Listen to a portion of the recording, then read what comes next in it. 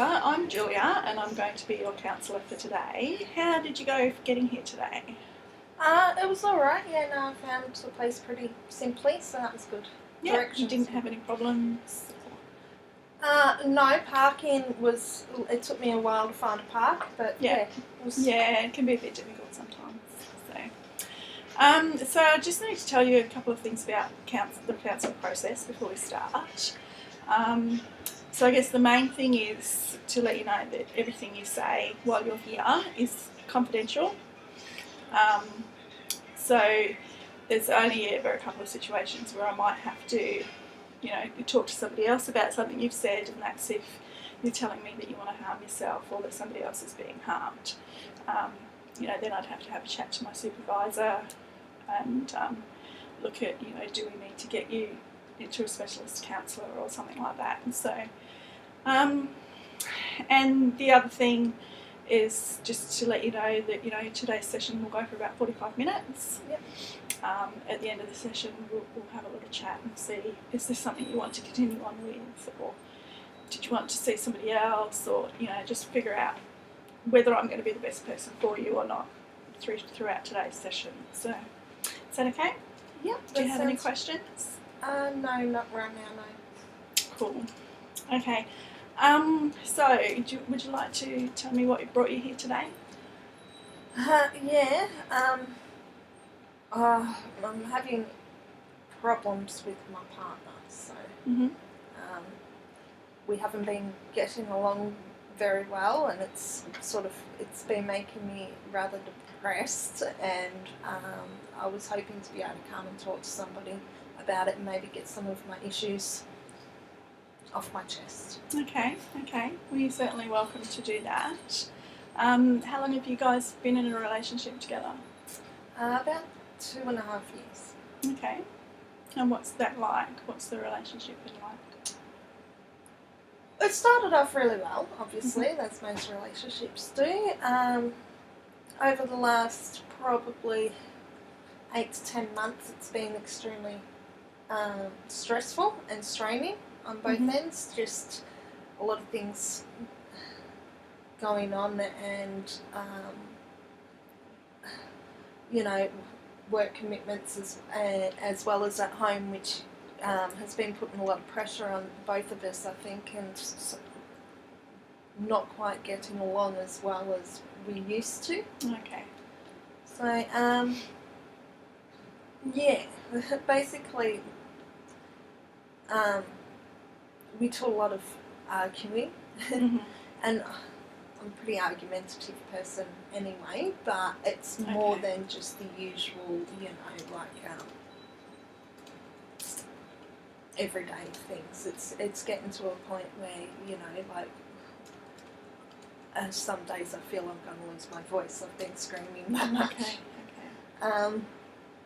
So I was, hoping to be able to sort of maybe speak to someone and some ways to, I suppose, see what's going on with me, because as well as that might better our relationship. Because I've had a lot personally going on, and I've been pretty stressed with work and other family and friends and all their personal issues, and I seem to be extremely sensitive to it. But when I go home, and it's meant to be just our time, I can't sort of leave it behind, and he doesn't quite understand that I put myself out for these people. He's very much with the attitude of, oh, well, you should only care about me. Okay. Not that, that, I'm going to care about anyone that I'm close to, and my friends and my family are just as important as our relationship, together as well. Yeah. And so I was hoping to, talk to you about the issues that have been going on just within me. So I hope to have someone to talk to, so that then I'm not laying it all on him, because he feels as though, I feel as though he doesn't really want to hear it. I guess I've been repeating myself over, so he's probably sick of hearing about it. Okay. So I'm hearing that probably feel a little bit frustrated that he's not supporting you. Yes, and I guess, that's why we get into our arguments, and then I end up, being all volatile and screaming, or, breaking things, or, and when I say breaking things, it's, I may throw a glass or something. I don't physically try and harm him as such, but, I take my frustration out on something. Yeah. And, we're getting a bit low in the dishes. Yeah, I can see how that could happen. How does he respond when you act like that? He pretty much says, look, if you don't like it, then you can leave. Or he'll go and, if I go and try and shut myself into, the bedroom so that I could calm down or whatever, he just won't let me to have my time to think or to calm down and then come back. He'll follow me to the bedroom. I could go and lock myself in a toilet, and he will just open the door and come. Yes, I know that look, and yes, I find it rude too. Whereas, if I go for a walk, he's like, "Oh, don't bother coming back." So I feel as though even if I'm angry and a walk would, give me time to think and calm down, I can't do that because he's putting that pressure on me that then I'm not welcome back, and I don't want us to break up. I just want time to be able to get over all the emotions that I'm feeling at the time. Have you tried to explain that to him? Yes, a few times, but I don't want to say he's pig-headed or arrogant, but he doesn't understand. I guess he doesn't have that sensitive or nurturing quality that, I guess women or somewhat have. He doesn't get it. Okay. Have you told him how it makes you feel when he's, dismissing your feelings like that? I've tried to. I've tried to tell. You're right. I've tried to tell him, that when I'm angry, I need time to calm down, or even, when I'm upset. I need, some time to myself to figure out what's going on in my own head, to be able to talk to him about it constructively, rather than ending up in an argument about it and then nothing's being resolved. It's just making both our emotions fly, get higher and all over the place. Yeah. Now I'm hands, but oh well. That's okay. A lot of people, I'm guilty of it myself. Use your hands for expression. But yeah, no, I have tried to explain it to him, but and he may get it sometimes, for a day or two, but it always ends up resorting back to and it slips. So I don't know. Yeah. Often it's some men seem to have trouble getting in touch with their emotions like that, so they can sometimes find it threatening when women like yourself are very good at expressing their emotions. Do you think that might be the case for him? Yes. I've only had a few times where I have seen him cry because of things like his dad died about 12 months ago. And obviously, it was a very stressful time for him and upset him. Yeah. But even then, even at the funeral, he felt as though it's not manly to cry. It's not manly to feel, these emotions. Yeah. Anger seems to be a different thing. But, the more passive emotions, I guess, it's difficult to feel. Yeah, that's... Yeah.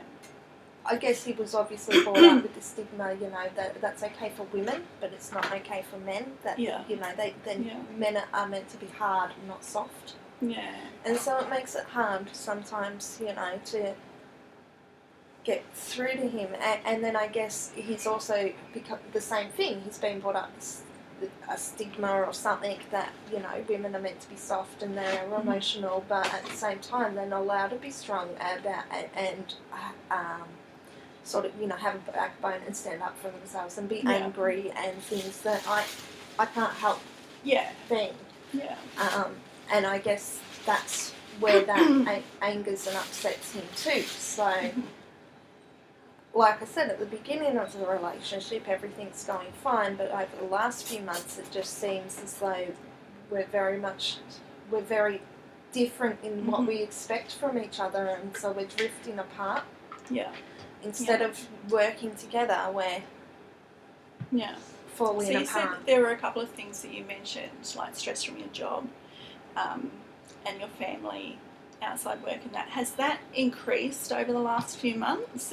Because you said in the beginning of the relationship it wasn't too bad. Yes, it has. Like with my job, I went into a new position where I'm required, like the demands are a lot more stressful. They're a lot more deadline based, and so at work I'm thinking of all these things that need to be done by the end of the day, and like some things I know that there's a report that's due in tomorrow morning, and so like when I go home later tonight I'll probably spend a few hours trying to type that up so I have it read. So I know that that's stressful, and I know it's not fair on him, but I don't want to lose the position that I've been granted either. So, and I know with him and work and stuff that it's not going easy at the moment. A few people at work have been laid off, and so he's worried as well about whether he's going to keep his position. And family and stuff, like I said, his dad died 12 months ago, so and I've got my sister's quite sick at the moment. She's so and because she's got a few kids, so whenever I've got the time and I'm not working, I'm trying to help her out and things as well. And he's trying to be supportive of his mum, who's now widowed, and so I guess we do have a lot more outside influences going on that's interrupting with our lives and our time as well. And it does sound like there are quite a few outside pressures. Yes, and it's putting pressure on us. So is he aware that you've come for counselling today? Yes, I told him a week ago that I was scheduling it and that it was for today. I mentioned it a few days ago. He didn't say much. I will probably tell him that I came today, and I didn't remind him about it last night or anything. We were too busy having one of our moments. And so depending on how everything goes, but I'll tell him that I did that, and he'll most likely ask how it went. And hopefully by the time I walk out of here today I'll be feeling a lot better. Well, I hope so too. So is he supportive of the idea of you getting counselling, or he's a bit more, some people can be a bit, what a waste of time sort of thing? No, he's supportive of it. He's supportive of me getting the counselling. And, at the moment, obviously the counselling is for me. He doesn't feel he needs to talk to anybody or anything like that. And for now, I'm not willing to, pressure him into anything. Like, if he's not ready, then he's not ready. It's more about just trying to work ways to sort of speak to and get things out on my side, and maybe strategies to deal with my own pressures of and that helping. And maybe if he sees a progress in me, then he may reconsider about himself. It is a good idea not to pressure him if he's not ready, but as you say, if he can see a positive benefit for you, then he might he might consider it later. Have you thought about couples counselling at all? Or? No. Like I said, he's not ready to do counselling himself, and he made it fairly clear that he's not ready for couples counselling. As much as I feel that it could benefit the both of us, I also feel that counselling for him could benefit him a lot too. And I did say that even just before his dad passed away, that maybe he should have somebody to talk to and stuff, but he refused. He's like, no, I'll get through it, and did the whole, I'm a man, I'm strong, I look after the family. And I understand that, but I also understand that, you know, there's nothing wrong with asking for help or asking for somebody to talk to and listen. Yeah. That isn't always your partner or a Yeah. family member or somebody that is closely tied into everything that's going on, and they may feel biased in giving an opinion. Yeah, and losing a parent is significant for anybody. Yeah. You know, so, and if you're trying to be the man and be strong, and you're blocking off the other emotions, you can almost get stuck in that. Yeah. Do you think that's what's happened for him, or has he been able to deal with it okay and sort of move on a bit? You said he's very supportive of his mother. He is, and in a way, I think he's gotten stuck in it. Yeah. In that, like, in the way that, you know, his mum's not coping, and he wants to be there for his mum, but it also, in order of doing that, he's also got all these reminders that his dad's not there, and because he's there so much, it's not giving him time to do his own healing. Yeah. If you know what I mean. Yeah, I understand. You know, because he's so busy trying to be there and do things for his mum and be supportive of her, that he's neglecting his own feelings and his own things that are going on within himself.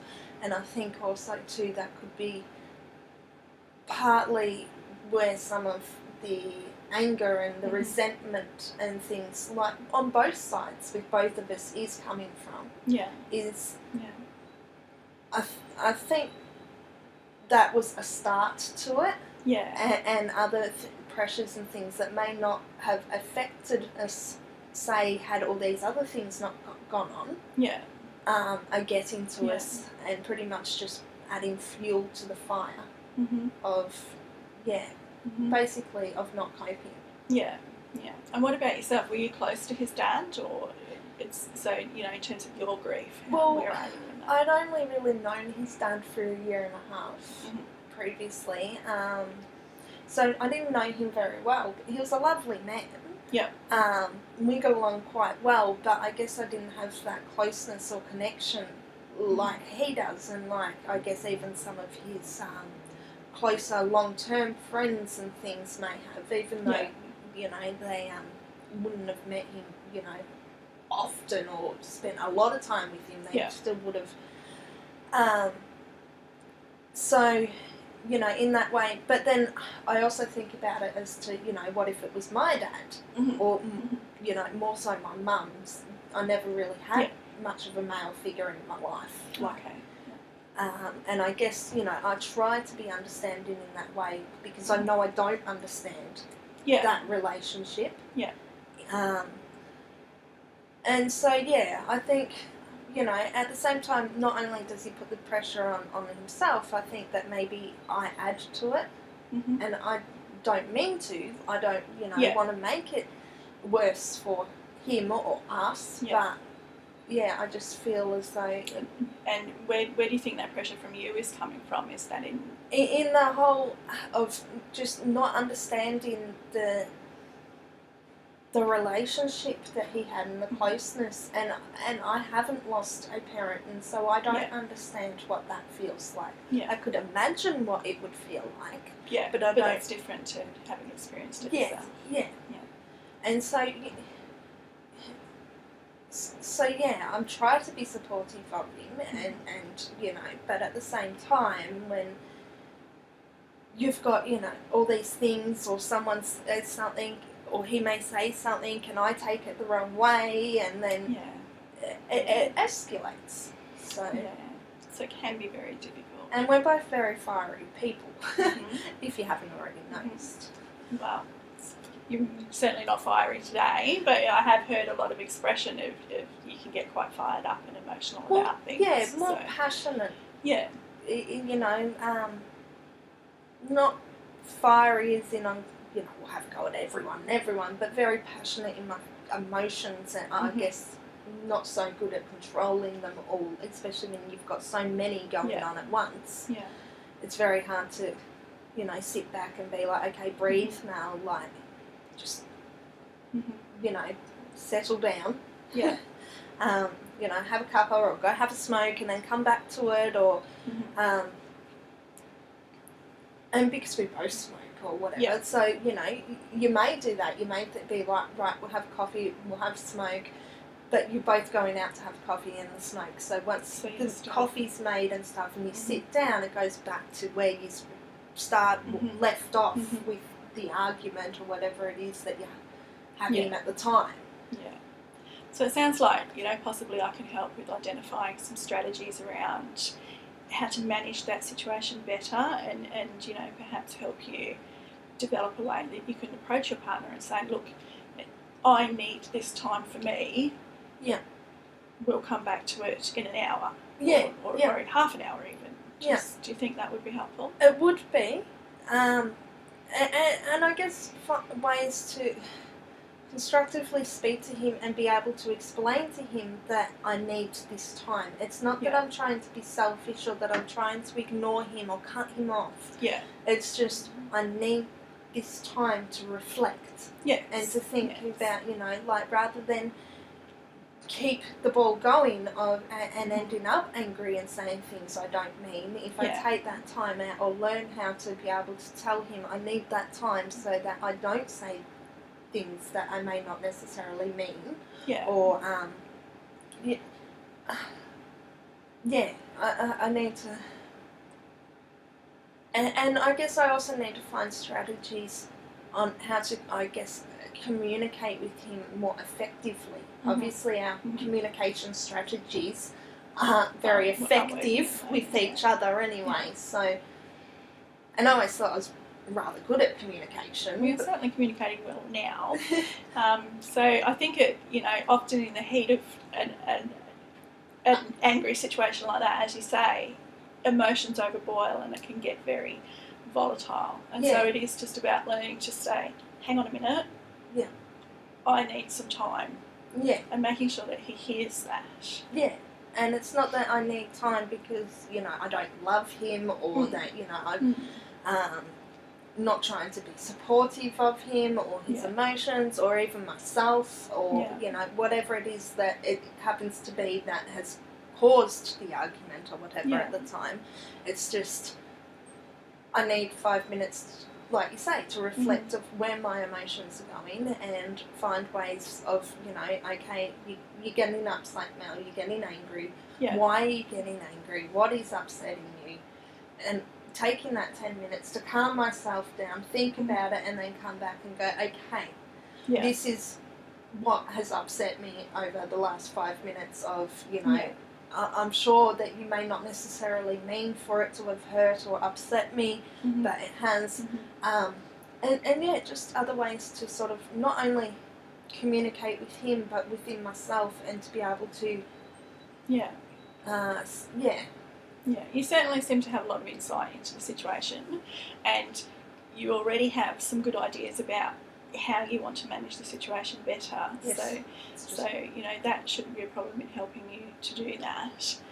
I guess it's, you know, this is just about stopping the argument right now. But for you and I think it would be beneficial if we could, you know, talk about some of those outside pressures. Yeah. And figure out some ways that can maybe help you relieve some of that so that that's not impacting onto the relationship as well. Yeah, the relationship pressures. Yeah. So you mentioned pressures at work and you said that your sister's very ill. Yes. Which particular one of those did you want to We will start with work. Yeah. I recently got, you could sort of say, promoted at work, and so I've been given, obviously, like I said, extra things to do. It's more time frame based. It's more, I've got to have, you know, I'm working on multiple things all at once, and so I'm learning to also to better organise myself and multitask, and I can multitask. It's just I'm not used to them being such. What's the word? Like, you know, high pressure type. Things, like formal things that have to be perfect. Yeah. And if they're not, then, you know, it's going to not only impact on me and my position, but it's going to also impact on the company. And so you have a lot more responsibility. Yes. And and I'm finding it rather stressful. Yeah, it can be, particularly like when you move to a new position that Yes. has added responsibilities. How long ago did this situation change? It's about 3 months ago. Okay, so so you're still in the settling in period. Yeah, and I can perform the duty, but I'm not sure, and the responsibilities, but I'm not quite sure that I am probably doing it to the best of my ability, or not so much the best of my ability. I am doing it to the best of my ability, but I feel that there's probably things that I could develop on. Okay. But that's just an added stress. Do you have a supervisor at work? I do, but because I've only just got the position as well, I don't want to go to him and be like, look, I'm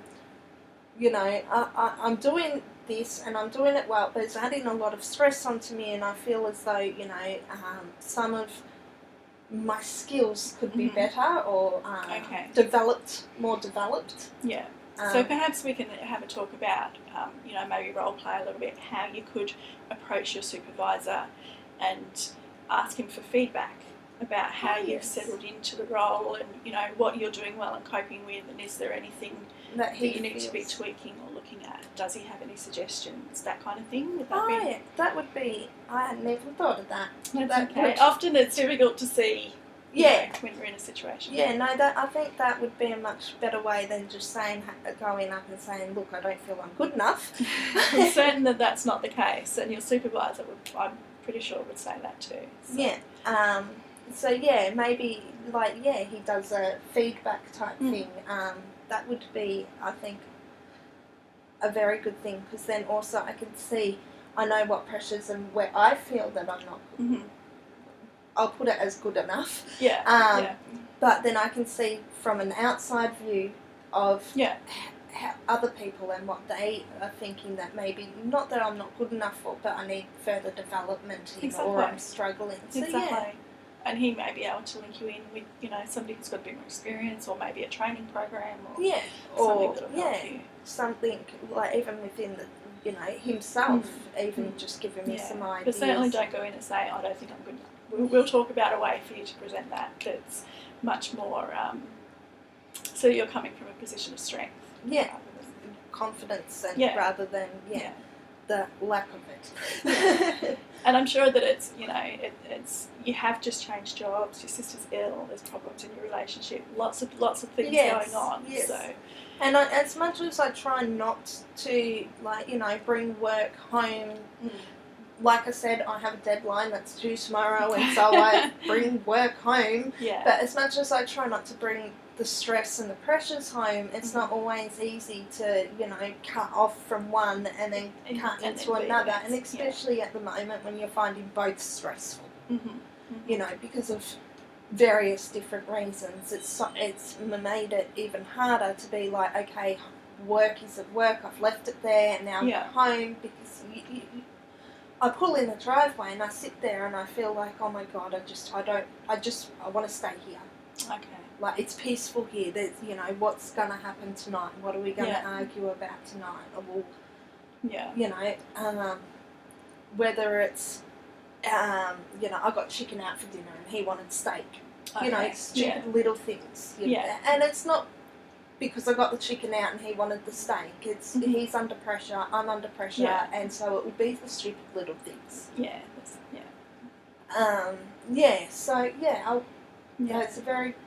But like you said, we'll go over the whole supervisor thing, and how to approach him, and maybe that will help with my stress levels with work anyway. Yeah. We can also look at, possibly some relaxation techniques for you. You said you sit in the car and think, I don't want to go in there. So perhaps we can look at, you sit in the car and think, okay, I'm home now, work's done, and focus on, now I'm at home, I want this to be an enjoyable time. Yeah. And leave as much off work as possible. Understand you might have to bring a report home or something, but leave all the other stress of work at work. Right there before you step out of the car. Yeah. Or better yet, before you leave your office and get into the car. Yeah, You know what I mean? And often it is just sort of sitting back and being in the moment. Yeah. Going, just feeling your body, feeling how your body's reacting. Okay. And move forward into the next phase. Yeah. So is that something that you think would be helpful? I think so. I think some relaxation techniques, deep breathing. I'm not quite sure of other techniques. I'm sure there are, but I'm not quite sure off the top of my head right now. No, that's fine. Would be good. Even if I took techniques. 15 minutes, like you say, each night after dinner, just to do some meditation or something. Yeah. Even though he might think I'm a bit weird to begin with, but I'm sure that, you know, like if it's going to help with the control of all the flow of emotions, then I'm sure that he would see the benefit in it, even though I may look like an idiot for 15 minutes. Well, it's, you know, you might look at the beginning when you're sort of going, but then once you're letting all that out, and he's then seeing the peaceful outcome of that, that might be a more positive. Yes, and I would like a lot more peaceful outcomes. I understand that, you know, it's not going to be perfect all the time, but I would like it if there were more times where it was peaceful than the times where it's not. Definitely. Or not so much peaceful, but we could, you know, like get along. I'm sure my neighbours are sitting there wondering right now, how the hell are they even still together? And it's not because we don't love each other or that we don't care about each other. It's just, I guess sometimes it's easier to take your stress out on your partner than it is on your boss or it is on your family. Well, exactly. You know, there's not necessarily less to lose, but also that person's closer to you. Yes. For one thing. Yeah. And, you know, imagine how would your boss react if you behaved that way at work. Well, you know? I'm pretty sure I'd get fired pretty quickly. So that would be another added stress. Yes. No. Now we've got about 10 minutes left today, so did you want to start a chat about your sister today, or do you want to leave that for another time? Well, I'll just give you, my sister's sick. She's got diabetes, and she recently, broke her ankle, and oh gosh. So she's not sick, like terminally or anything, but she's struggling. She's got 3 children that she's running around after, and broken ankle. Two of them, one's 5 and the other's, I think, 1.5.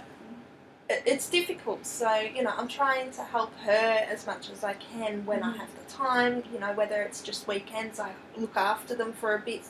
A few hours, I'll go there and look after them because it's easy. I don't actually have children of my own, so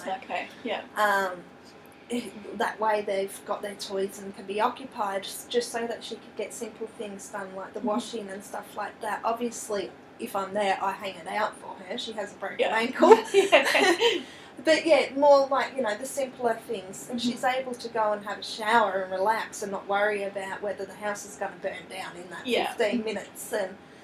And so, that is what, and I do admit that, obviously when I do it on weekends and stuff, my partner comes with me.